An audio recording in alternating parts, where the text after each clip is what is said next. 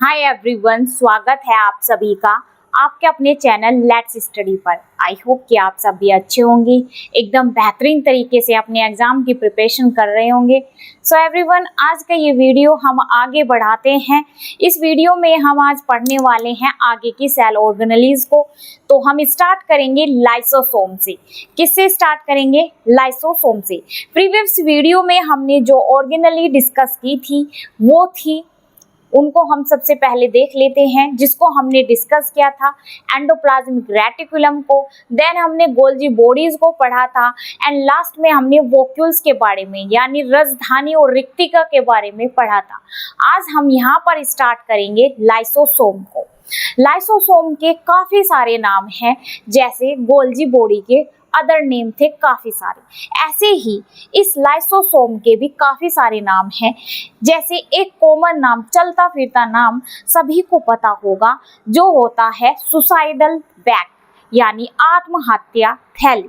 जो suicidal bag होता है, जैसे एग्जाम में क्वेश्चन आता है सेल के अंदर वो कौन सी ऑर्गेनेली है जिसे सुसाइडल बैग कहते हैं यानी आत्महत्या थैली कहते हैं, वो ऑर्गेनेली है ये लाइसोसोम।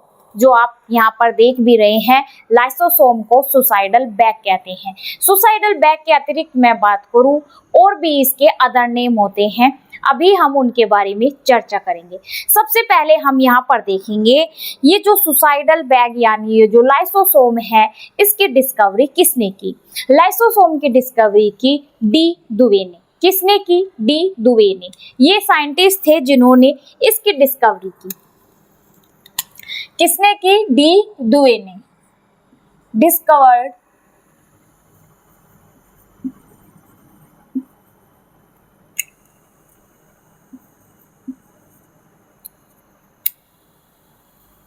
डी दुवे।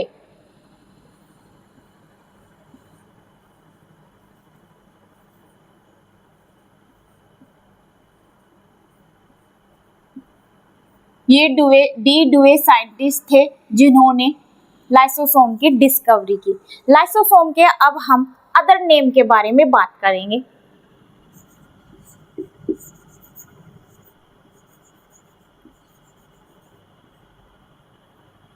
जैसे मैंने अभी बताया सुसाइडल बैग,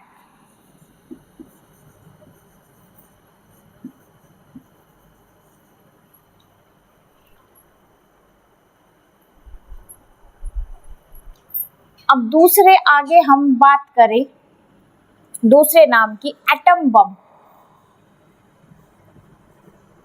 इसको एटम बम भी बोलते हैं। आगे मैं दूसरे और नाम की बात करूं तो disposal bag.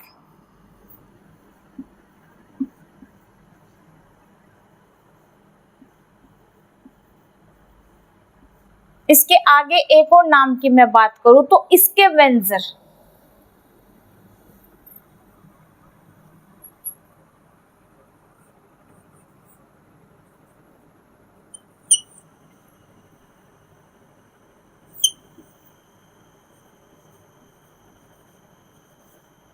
Scavenger scavenger bag. तो ये इसके नाम है। इसे सुसाइडल बैग बोलते हैं, एटम बम बोलते हैं, डिस्पोजल बैग बोलते हैं, स्कैवेंजर बैग बोलते हैं। स्कैवेंजर यानी सफाई कर्मी। सफाई कर्मी। अब देखिए इसे सफाई कर्मी क्यों बोला, पहले हम इसी को जानेंगे। स्कैवेंजर यानी सफाई कर्मी। अब ये सफाई कैसे करता है?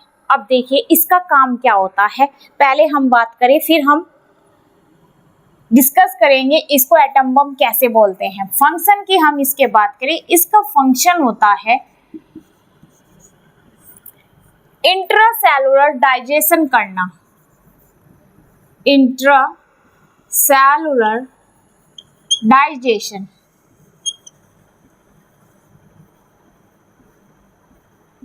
ये इंट्रासेलुलर यानी सेल के अंदर डाइजेशन करने में ये हेल्प करता है।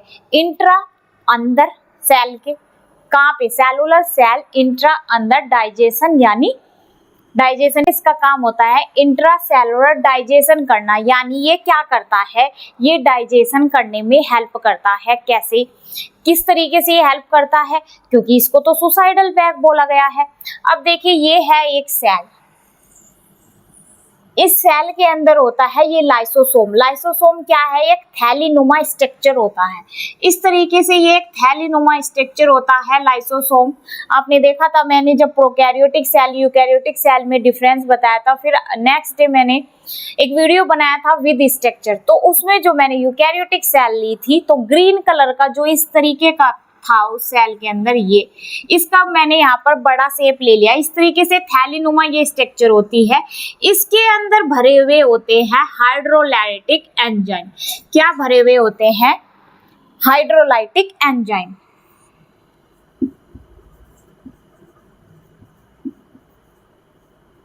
हाइड्रोलाइटिक एंजाइम इसमें भरे हुए होते हैं इस सुसाइडल बैग में।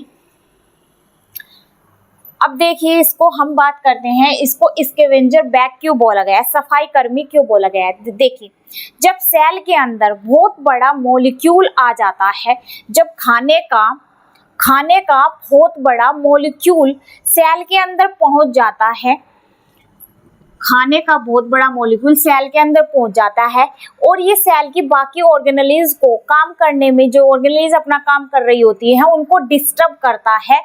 तो ये मॉलिक्यूल बाकी की ऑर्गेनेली को डिस्टर्ब ना करे, तो ये इसको तोड़ के सुसाइडल बैग इसे अपने अंदर ले लेता है। इस मॉलिक्यूल को, ये जो खाने का बड़ा सा मॉलिक्यूल आया है, इसे ये अपने अंदर इसको डाइजेस्ट कर लेता है। ठीक है, इसको तोड़ करके अपनी ओर इसे डाइजेस्ट यानी अपने अंदर इसे डाइजेस्ट कर लेता है। इस तरीके से सेल के अंदर इसने क्या किया, इंट्रासेलुलर डाइजेशन। ऐसे ही जब कोई टॉक्सिक कंपाउंड आ जाता है, ये खाने का कंपाउंड आया, ऐसे ही जब कोई टॉक्सिक कंपाउंड इसके पास आ जाता है, उस टॉक्सिक कंपाउंड को भी ये डाइजेस्ट करता है। ताकि क्यों करता है डाइजेस्ट, ताकि और ऑर्गेनली को ये डिस्टर्ब ना कर सके। ठीक है, तो ये टॉक्सिक सब्सटेंस को भी एब्जॉर्ब कर लेता है। टॉक्सिक कंपाउंड को भी क्या कर लेगा, ये डाइजेस्ट कर लेगा। इस तरीके से जैसे खाने का बड़ा मॉलिक्यूल आया, यहाँ पर आप देख रहे हैं अगर टॉक्सिक कंपाउंड आ जाता है खाने का या और भी ऐसी चीजें जो इन ऑर्गेनेलिज को डिस्टर्ब करती है, तो ये लाइसोसोम को इसीलिए डिस्पोजल बैग बोला गया है। डिस्पोजल को क्या करते हैं हम, जैसे खाने की प्लेट होती है उसमें खाते हैं, उसको फेंक देते हैं। खाने की प्लेट हुई, पानी जैसे डिस्पोजल पानी के गिलास होते हैं डिस्पोजल वाले, उनको पानी पीते हैं फिर उसको फेंक देते हैं। ऐसे खाने की प्लेट होती है, खाना खाया फिर उसको फेंक दिया।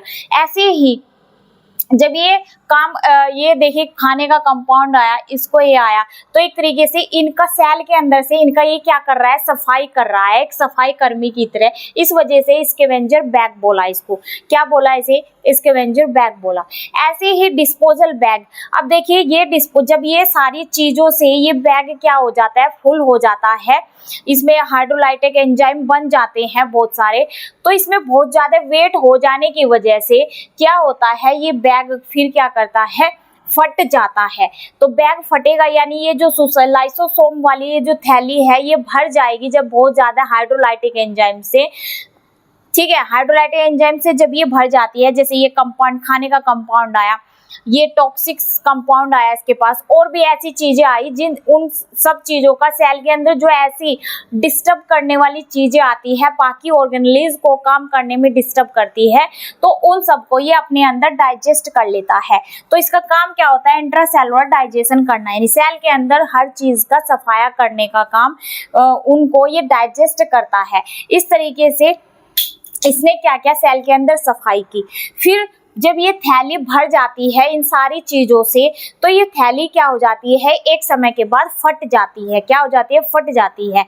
अब देखिए जब एटम बम फटता है तो क्या करता है, चारों तरफ तबाही मचा देता है। क्या करता है एटम बम, तबाही मचा देता है। सेम ऐसे ही सेल के अंदर जब ये फटेगा तो ये क्या करेगा, पूरी सेल्स को डैमेज कर देगा। डैमेज करेगा, ऑब्वियसली डैमेज होगा। जब पब्लिक के बीच में बम फटेगा तो क्या होगा, आसपास के सभी लोग मर जाएंगे। काफी बड़ी मात्रा में बहुत ज्यादा क्या होगी, हानि होगी, लोग भी मरेंगे। काफी सारे इंडस्ट्री वाला एरिया है तो सब कुछ कंपनी वंपनी सब क्या हो जाएगी, ध्वंस हो जाएगी एकदम। तो ऐसे ही सेल के अंदर जब ये लाइसोसोम की थैली फटेगी, एटम बम की तरह फटेगी, तो क्या होगा, पूरी सेल डैमेज हो जाएगी, सेल की ऑर्गेनेलिज पूरी सेल डैमेज हो जाती है इस लाइसोसोम के फटने से। इसीलिए ये इसने क्या, ये थैली क्या स्वयं में फटी से किसी ने फाड़ा थोड़ी है, जब इसमें ओवर कंट्रोल हो गया है, हाइड्रोलाइटिक एंजाइम से ये बहुत ज्यादा भर गई है। अब देखिए कैसे, अगर कोई हमारे पास पन्नी है 1 किलो की, और अगर हम उसमें 3 किलो का सामान भरेंगे, तो एक टाइम के बाद वो पन्नी भी, जिसमें 1 किलो सामान आना है, अगर हम उसमें 3 किलो सामान भरेंगे तो वो पन्नी फट जाएगी। सेम ऐसे ही जब इसके अंदर बिल्कुल बहुत ज्यादा ओवरलोड मात्रा में हाइड्रोलाइटिक एंजाइम से फुल हो जाता है, इन सारे कंपाउंड से फुल हो जाता है, तो एक समय के बाद ये फट जाती है एटम बम की तरह। ये थैली खुद फटी, इसलिए ये इसे सुसाइडल बैंक बोला। ये ऐसे फटी कि इसने पूरी सेल को डैमेज कर दिया, इसलिए इसे एटम बम बोला गया। ठीक है, इसलिए ये इसके अलग अलग नामों से इसे पुकारा जाता है लाइसोसोम को। फंक्शन होता है इसका यही इंट्रासेलुलर डाइजेशन करना है, सेल के अंदर की ये सफाई भी करता है। अब आगे बात करते हैं उन सेल की जिनके अंदर लाइसोसोम बहुत ज्यादा मात्रा में पाया जाता है। यहाँ पर ये भी डिस्कस करेंगे कि वो कौन सी सेल है बॉडी की जिसके अंदर ये लाइसोसोम बहुत ज्यादा मात्रा में होते हैं। बारी बारी हम इन्हीं सेल्स के बारे में अब यहाँ पर 1 बाय 1 देखेंगे, उन सभी सेल्स को जिनके अंदर ये लाइसोसोम ज्यादा मात्रा में पाए जाते हैं। पहले हम देखेंगे सबसे ज्यादा किसके अंदर होता है। सबसे ज्यादा लाइसोसोम पाए जाते हैं WBC सेल के अंदर। WBC सेल के अंदर ये बहुत ज्यादा मात्रा में ये लाइसोसोम पाए जाते हैं, यानी सुसाइडल बैग। अभी हम यहाँ पर चर्चा करेंगे उन सभी सेल्स की। चलिए अब बात करेंगे उन सेल्स की जिनके अंदर लाइसोसोम पाया जाता है। तो देखिए sales,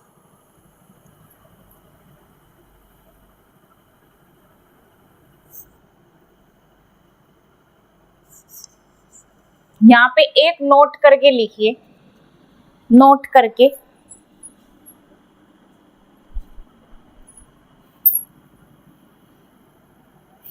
note, lysosome present, lysosome present किसमें, which is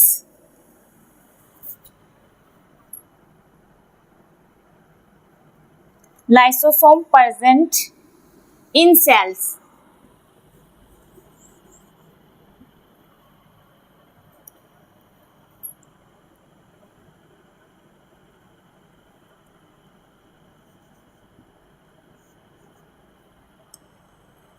lysosome is present in cells like। अब हम बारी बारी उन सेल्स के बारे में बात करेंगे जिनके अंदर ये लाइसोसोम प्रेजेंट होते हैं। सबसे पहले हम बात करें WBC सेल। WBC सेल्स, इनके अंदर सबसे ज्यादा लाइसोसोम प्रेजेंट होते हैं। किसमें प्रेजेंट होते हैं? WBC सेल्स में, यानी सफेद श्वेत रक्त कणिका, श्वेत रक्त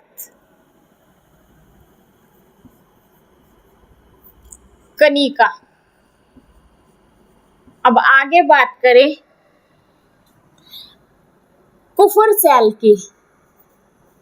कुफर यानी कफर सेल, ये जो कफर सेल है ये प्रेजेंट होती है लीवर में। कहाँ पे प्रेजेंट होती है ये कफर सेल? लीवर में। इन्हें हिंदी में कुफर सेल बोलते हैं, कुफर सेल यानी कुफर कोशिका। क्या बोलते हैं? कुफर कोशिका। अब आगे बात करें लाइसोसोम किसके अंदर प्रेजेंट होता है? ओस्टियोक्लास्ट में। किस में प्रेजेंट होता है? ओस्टियोक्लास्ट में। ये जो ओस्टियोक्लास्ट सेल है, ये ओस्टियोक्लास्ट सेल्स प्रेजेंट होती है बोन में। कहाँ प्रेजेंट होती है? बोन में ये प्रेजेंट होती है, यानी हड्डियों में, बोन्स में। ये कहाँ पर प्रेजेंट होती है? लीवर में। अब आगे बात करें स्प्लीन की, प्लीहा की। स्प्लीन में ये लाइसोसोम प्रेजेंट होते हैं। प्लीहा में जहां पे जाकर डेड होती है ये आरबीसी। कौन डेड होती है? आरबीसी। आरबीसी का कब्रिस्तान होता है स्प्लीन। तो स्प्लीन में भी लाइसोसोम प्रेजेंट होते हैं। अब आगे बात करें किडनी में, जो किडनी सेल होती है, किडनी सेल में भी ये प्रेजेंट होते हैं लाइसोसोम। कहाँ पे? किडनी की सेल्स में भी ये प्रेजेंट होते हैं। अब आगे बात करें पैनक्रियाज की। किसकी? पैनक्रियाज की। ये पैनक्रियाज यानी पैनक्रियाज की सेल में भी ये प्रेजेंट होते हैं, यानी अग्नाशय में। कहाँ पे? अग्नाशय में। पैनक्रियाज सेल में भी ये प्रेजेंट होते हैं, अग्नाशयिक सेल।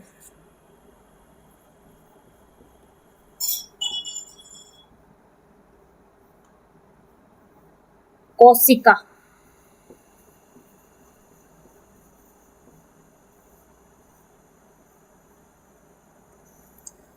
अग्नाशयिक कोशिका में भी ये प्रेजेंट होते हैं, यानी वक्र कोशिका, किडनी वक्र।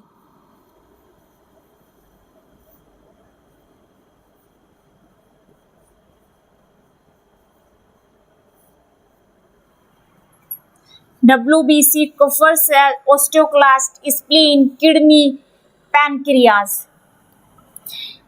तो ये कुछ सेल्स हैं जिनके अंदर लाइसोसोम प्रेजेंट होते हैं। सबसे ज्यादा अगर लाइसोसोम की बात हो कि सबसे ज्यादा ये लाइसोसोम किस सेल के अंदर प्रेजेंट होते हैं, तो ये WBC सेल्स के अंदर प्रेजेंट होते हैं। इन WBC के अंदर सबसे ज्यादा लाइसोसोम प्रेजेंट होते हैं।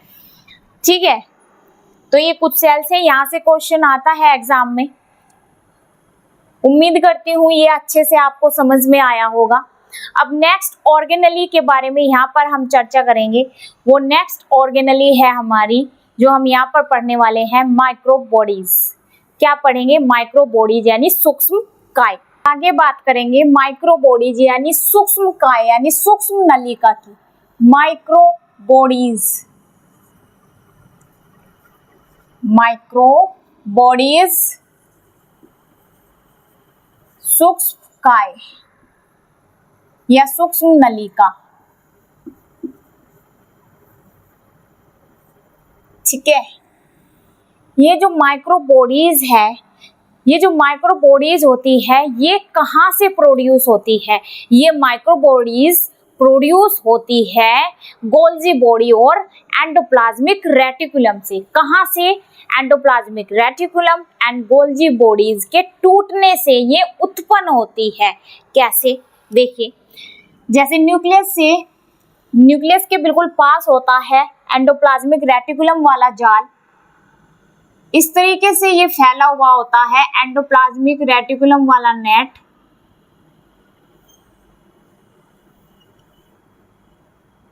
ऐसे बना हुआ होता है ना। तो इनके क्या होता है? इनके टूटने से बनती है ये माइक्रो बॉडीज। यहाँ से ये पूरा नेट है, तो ये यहाँ से माइक्रो बॉडीज टूट जाती है। अब देखिए, सेल्स भी इतनी छोटे साइज की सेल्स होती है कि उनको हम अपनी नेक्ड आई से नहीं देख सकते। तो सेल को देखने के लिए भी हमें इलेक्ट्रॉन माइक्रोस्कोप की जरूरत होती है। अब देखिए, जब सेल को देखने के लिए हमें इलेक्ट्रॉन माइक्रोस्कोप की जरूरत होती है, सेम ऐसे ही इन माइक्रो बॉडीज को देखने के लिए भी हमें क्या जरूरत होगी? माइक्रोस्कोप की जरूरत होगी। ठीक है, ये इन माइक्रो बॉडीज का साइज सेल से भी बहुत छोटा होता है। ठीक है, कितना छोटा होता है? इतना छोटा होता है कि ये इन सेल्स के अंदर भी बहुत छोटी स्ट्रक्चर मानी जाती है माइक्रो बॉडीज की। बहुत छोटी स्ट्रक्चर होती है सेल्स के अंदर। तो ये यहाँ से ऐसे टूट जाती है। ऐसे आपने गोल्जी बॉडीज को देखा होगा। गोल्जी बॉडीज का स्ट्रक्चर भी कुछ इस टाइप का होता है। तो गोल्जी बॉडीज भी ऐसे साइड से टूट जाती है। जब गोल्जी बॉडी का स्ट्रक्चर, एंडोप्लाज्मिक रेटिकुलम का स्ट्रक्चर टूट जाता है साइड से, तो वहीं से टूट करके ये साइटोप्लाज्म में चली जाती है। कहाँ जाएगी? ये साइटोप्लाज्म में। साइटोप्लाज्म क्या है सेल के अंदर? साइटोप्लाज्म वो लिक्विड मटेरियल है क्या है, वो लिक्विड मटेरियल है जिसके अंदर सेंट्रोसोम प्रेजेंट है, सेंट्रियोल है, माइक्रोबॉडीज है, ये छोटी छोटी ऑर्गेनेलीज जो रहती है, जो प्रेजेंट है किसके अंदर, साइटोप्लाज्म के अंदर, सेल के साइटोप्लाज्म में। अगर इसकी लोकेशन की बात हो कि ये कहाँ पर प्रेजेंट होती है माइक्रोबॉडीज, तो ये प्रेजेंट होती है साइटोप्लाज्म में। यहाँ से टूट करके गोल्जी बॉडीज और एंडोप्लाज्मिक रेटिकुलम से साइड से टूट करके कहाँ पे प्रेजेंट, कहाँ पे इनकी लोकेशन शो होगी, साइटोप्लाज्म में। चलिए यहाँ पर अब लिखेंगे,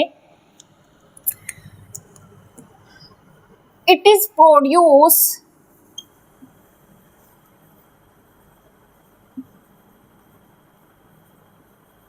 बाय, कहाँ से प्रोड्यूस हुई, अभी यहाँ पर बात की गोल्जी बॉडीज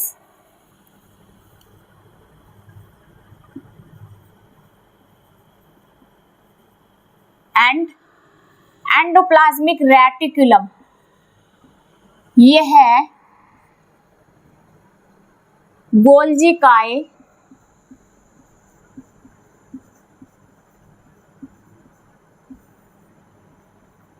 व अंतःपर्दवी जालिका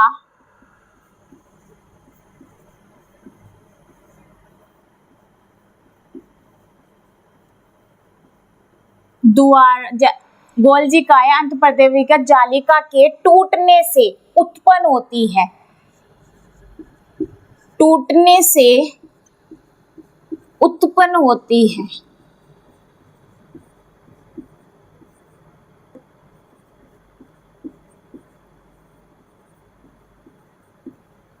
ठीक है, यहां से इनका एक तरीके से ये जनरेट होती है। लोकेशन कहाँ है इनकी, साइटोप्लाज्म में।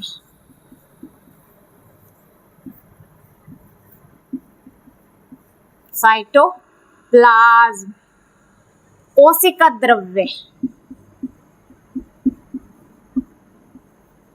सेल से सेल में भी ये बहुत छोटे साइज की होती है, ये सूक्ष्मकाय कोशिका द्रव्य में ये प्रेजेंट होती है। अब आगे बात करेंगे, जहां से एग्जाम में क्वेश्चन आता है, इन माइक्रोबॉडीज के टाइप। ये माइक्रोबॉडीज के 3 टाइप होते हैं। स्फेरोसोम, बात करें इसके टाइप की, माइक्रोबॉडीज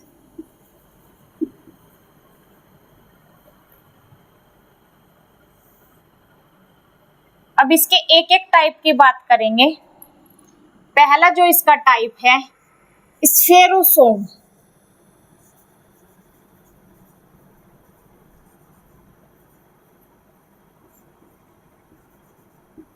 स्फेरोसोम्स। ग्लाइओक्सिसोम्स, दूसरा टाइप है ग्लाइक्सोसोम, ग्लाइक्सियोसोम्स। थर्ड टाइप की बात करें परऑक्सीसोम, परऑक्सीसोम।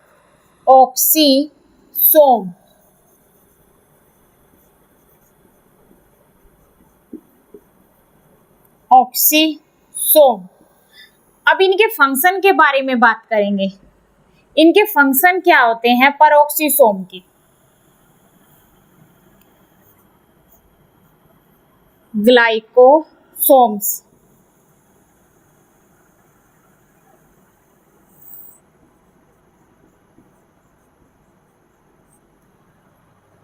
फंक्शन के बारे में बात करने से पहले हम देखेंगे ये जो माइक्रोबॉडीज है ये किसके अंदर प्रेजेंट होती है, प्लांट सेल,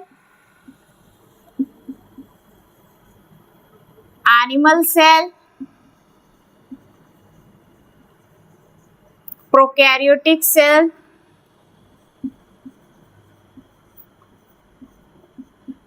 प्रोकैरियोटिक सेल में मैं एग्जांपल लूं बैक्टीरियल सेल का, किसका एग्जांपल लूं मैं यहाँ पर प्रोकैरियोटिक सेल में, बैक्टीरियल सेल में। तो देखिए प्रोकैरियोटिक सेल में ना ही गोल्जी बॉडीज होती है, ना ही एंडोप्लाज्मिक रेटिकुलम होता है, ना ही लाइसोसोम होता है। क्या नहीं होता है, लाइसोसोम होता है। और ना ही क्या होती है, ये ये बात हो रही है माइक्रोबॉडीज की। ये माइक्रोबॉडीज भी इसके अंदर प्रेजेंट नहीं होगी। क्यों नहीं होगी? क्योंकि इसमें ना तो प्रोकैरियोटिक सेल में ER होता है, ना ही गोल्जी बॉडीज होती है, तो माइक्रोबॉडीज का तो होने का बिल्कुल भी सवाल होता ही नहीं है इसके अंदर। किसके? प्रोकैरियोटिक सेल में। तो प्रोकैरियोटिक सेल में ये प्रेजेंट नहीं होती। प्लांट सेल क्या है? एक यूकैरियोटिक सेल। प्लांट क्या है? प्लांट के अंदर क्या प्रेजेंट होती है? Eukaryotic cell. इसके अंदर भी प्रेजेंट होगी, एनिमल सेल में भी प्रेजेंट होगी, एनिमल में भी प्रेजेंट होगी, क्योंकि इनके पास क्या है? यूकैरियोटिक सेल है। यूकैरियोटिक सेल के अंदर प्रेजेंट होती है ये सब ऑर्गेनेलिज जिनके बारे में अभी मैंने बात की। अब आगे बात करते हैं माइक्रोबॉडीज के इन टाइप के फंक्शन की। हम इनकी एक एक की चर्चा करेंगे। तो पहली है स्फेरोसोम। स्फेरोसोम्स, ये जो स्फेरोसोम्स है, ये स्फेरोसोम्स जो यहाँ पे माइक्रोबॉडीज की बात हो रही है, ये ओनली प्रेजेंट होती है प्लांट में। कहाँ पे प्रेजेंट होती है? प्लांट में। प्लांट सेल में ये प्रेजेंट होगी। It is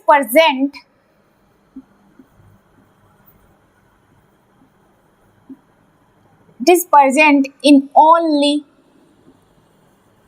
plant cell. कहाँ पे प्रेजेंट होगी? प्लांट सेल में। एनिमल सेल में ये प्रेजेंट नहीं होती, ओनली प्लांट सेल में ये प्रेजेंट होगी। इसकी डिस्कवरी किसने की? स्फेरोसोम की डिस्कवरी की गई पर्नर के द्वारा। पर्नर साइंटिस्ट ने इसकी डिस्कवरी की।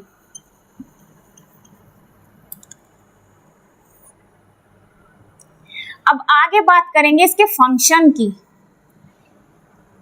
इसका फंक्शन क्या होता है? इसका फंक्शन होता है सेलुलर डाइजेशन करना, यानी सेल के अंदर ही प्लांट सेल जैसे एनिमल सेल के अंदर प्रेजेंट होता है लाइसोसोम। क्या प्रेजेंट होता है एनिमल सेल के अंदर? लाइसोसोम, जिसके बारे में अभी हमने यहाँ पर चर्चा की थी। लाइसोसोम का क्या कार्य था? इंट्रासेलुलर डाइजेशन करना, यानी सेल के अंदर ही जो बड़े मॉलिक्यूल आ जाते हैं जो बाकी की सेल ऑर्गेनेली को डिस्टर्ब करते हैं, तो उनको डाइजेस्ट करता था कौन? एनिमल सेल में लाइसोसोम। सेम ऐसे ही प्लांट सेल के अंदर ये जो स्फेरोसोम है, ये प्लांट सेल का क्या है? लाइसोसोम है। प्लांट सेल के अंदर अगर लाइसोसोम की बात हो तो स्फेरोसोम क्या है? प्लांट सेल का लाइसोसोम है। जैसे एनिमल सेल में लाइसोसोम डाइजेस्ट करता है सेल के अंदर, ऐसे ही सेम ये स्फेरोसोम का कार्य क्या होता है? प्लांट सेल के अंदर सेलुलर डाइजेशन करने का। ठीक है, क्या काम होता है? सेलुलर डाइजेशन करने का इसका काम होता है।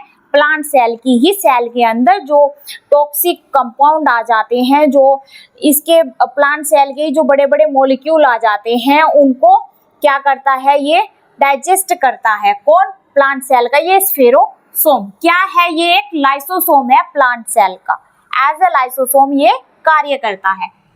तो कार्य क्या करता है? ये डाइजेशन करने का इसका कार्य हुआ ये। अब आगे बात करते हैं ग्लाइसोसोम की। ग्लाइसोसोम की हम बात करें,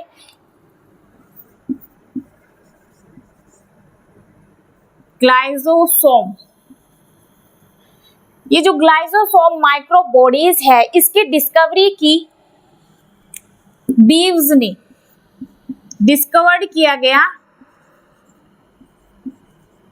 बीव्स के थ्रू। बीव्स साइंटिस्ट ने इसको डिस्कवर किया, ग्लाइसोसोम को। इसके अब हम बात करें, ये भी प्रेजेंट होता है ओनली प्लांट सेल में। कहाँ प्रेजेंट होता है ये? ओनली प्लांट सेल में ये प्रेजेंट है। It is present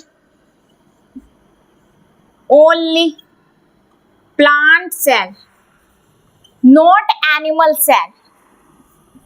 plant cell, not animal cell.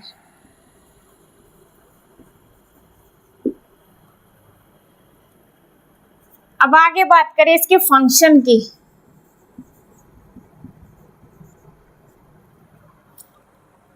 इस ग्लाइसोसोम का जो कार्य होता है इसका कार्य होता है बीटा वसा का बीटा ऑक्सीकरण करना, बीटा ऑक्सीडेशन ऑफ फैट, वसा का बीटा ऑक्सीकरण, यानी वसा का बीटा ऑक्सीकरण। कैसे?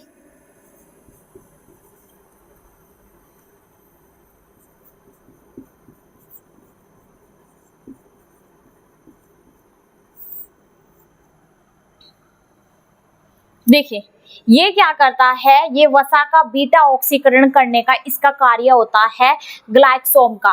ग्लाइक्सोम कैसे करता है वसा का बीटा ऑक्सीकरण? देखिए जब प्लांट सेल के अंदर बहुत ज्यादा क्या हो जाती है, प्लांट सेल के अंदर बहुत ज्यादा फैट इकट्ठा हो जाता है। क्या? वसा की हिंदी यानी लिपिड। साइंटिफिकली क्या कहते हैं? फैट को क्या कहते हैं? साइंटिफिकली वसा को क्या कहते हैं? लिपिड। जब प्लांट सेल के अंदर बहुत ज्यादा वसा इकट्ठी हो जाती है तो उस वसा को ये ब्रेक करने का, यानी उस वसा को तोड़ता है कार्बोहाइड्रेट में। किसमें कन्वर्ट करता है? ये ग्लाइक्सोम क्या करता है, जो प्लांट सेल के अंदर बहुत ज्यादा वसा यानी फैट इकट्ठा हो जाता है उसको कन्वर्ट करता है कार्बोहाइड्रेट में, यानी शर्करा में ये चेंज कर देता है। ठीक है, तो ज्यादा बनी हुई फैट को ये तो कन्वर्ट करता है कार्बोहाइड्रेट में। किसमें? कार्बोहाइड्रेट में, शर्करा में, यानी इसको तोड़ देता है। जब ज्यादा फैट बन जाती है तब ये कार्बोहाइड्रेट में से चेंज करता है। ये इसका कार्य होता है फैट का बीटा ऑक्सीडेशन करना। अब आगे बात करेंगे इसके थर्ड टाइप की, यानी परऑक्सीसोम की।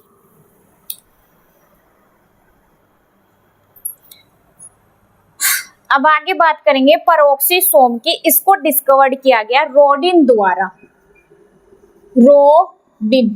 रोडिन साइंटिस्ट द्वारा इसको डिस्कवर्ड किया गया। ये जो परऑक्सीसोम है ये प्रेजेंट होता है प्लांट सेल और एनिमल सेल दोनों में ही प्रेजेंट होता है। क्यों होता है ये दोनों में प्रेजेंट? क्योंकि इसका कार्य होता है प्रोटीन को ब्रेक डाउन करना अमीनो एसिड में, यानी प्रोटीन को एक तरीके से कन्वर्ट करता है अमीनो एसिड में। कौन करता है? ये माइक्रोबॉडीज परऑक्सीसोम ये प्रोटीन को कन्वर्ट करती है अमीनो एसिड में। एक तरीके से अमीनो एसिड क्या है अमीनो एसिड? प्रोटीन की इकाई होती है। बहुत सारे अमीनो एसिड मिलकर किसका फॉर्मेशन करते हैं? प्रोटीन का फॉर्मेशन करते हैं। सेम ऐसे ही जैसे बहुत सारे अमीनो एसिड मिलकर प्रोटीन का फॉर्मेशन करते हैं, ऐसे ही बहुत बड़ा अमीनो एसिड ब्रेक डाउन होता है। किसमें? सिंपलर फॉर्म में अमीनो एसिड के। बड़े अमीनो एसिड का ब्रेक होना सिंपलर अमीनो एसिड में। अब आगे बात करेंगे इसके फंक्शन की। तो पहले देखते हैं ये प्रेजेंट होता है दोनों में। इट इज प्रेजेंट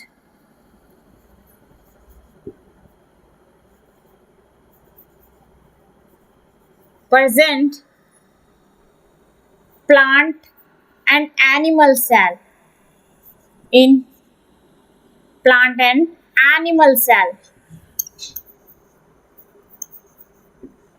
अब आगे बात करें इसके फंक्शन की, तो इसका फंक्शन क्या होता है? परऑक्सीसोम, ये जो परऑक्सीसोम माइक्रोबॉडीज है ये कन्वर्ट करती है क्या? प्रोटीन को अमीनो एसिड में। इट कन्वर्ट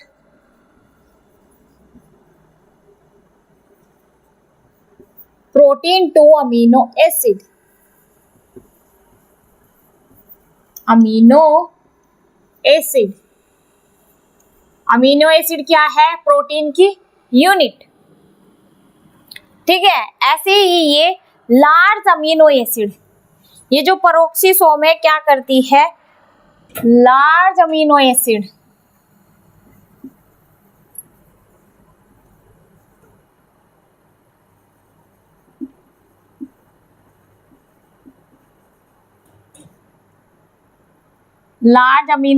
को चेंज करेगी सिंपल अमीनो एसिड में।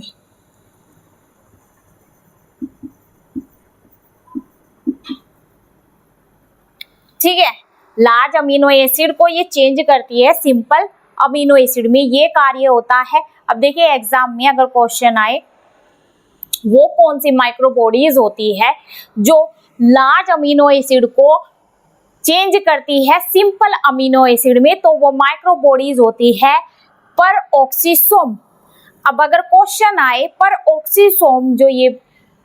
परऑक्सीसोम जो माइक्रोबॉडीज है ये किसके अंदर प्रेजेंट होती है, तो अगर आपके एग्जाम में प्लांट सेल हुआ तो आप प्लांट सेल पे क्लिक करेंगे।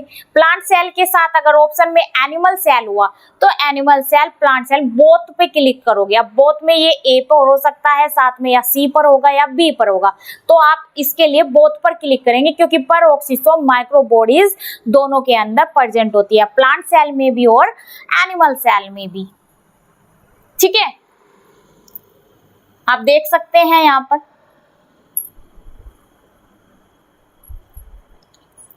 तो ये माइक्रोबॉडीज के थे 3 टाइप। कितने टाइप थे ये माइक्रोबॉडीज के? 3 टाइप होते हैं। स्फेरोसोम माइक्रोबॉडीज, ग्लाइकोसोम्स माइक्रोबॉडीज, परऑक्सीसोम माइक्रोबॉडीज। कार्य इसका क्या होता है स्फेरोसोम्स का? सेलुलर डाइजेशन करना। कहाँ पे? प्लांट सेल में, ये एनिमल सेल में प्रेजेंट नहीं होता। ये एक लाइसोसोम की तरह ही कार्य करता है स्फेरोसोम। प्लांट सेल के लिए अगर लाइसोसोम की बात हो, कौन होता है, तो वो होता है स्फेरोसोम होता है। ग्लाइकोसोम भी प्लांट सेल में प्रेजेंट होता है, peroxisome plant cell and animal cell दोनों में प्रेजेंट होता है। अब एक और ऑर्गेनली रह गई है, उसके बारे में हम डिस्कस करेंगे नेक्स्ट वीडियो में। क्लोरोप्लास्ट के बारे में हम नेक्स्ट वीडियो में डिस्कस करेंगे। आई होप कि आपको ये अच्छे से समझ में आया होगा। चलिए आज के सेशन को हम यहीं तक रखते हैं, मिलते हैं आप नेक्स्ट वीडियो में। अगर आपको ये वीडियो अच्छा लगा हो तो इसे लाइक शेयर करना ना भूलें। जो चैनल पर पहली बार आए हैं चैनल को सब्सक्राइब करना ना भूलें। Thank you so much.